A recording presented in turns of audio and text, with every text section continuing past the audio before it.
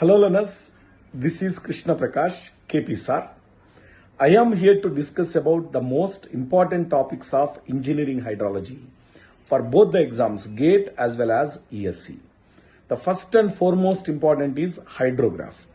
We have different types of hydrograph and numerical questions related to it, without which most of the question papers of GATE and ESE are not available.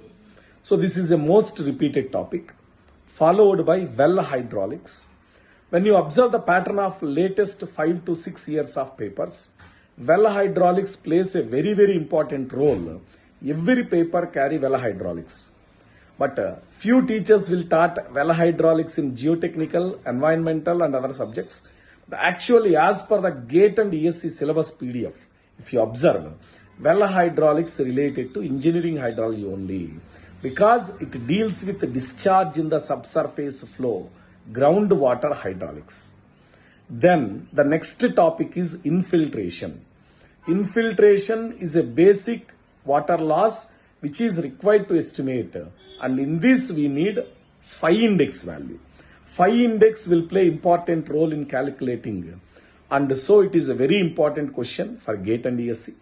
Followed by flood frequency analysis. Flood frequency analysis, design flood data also coming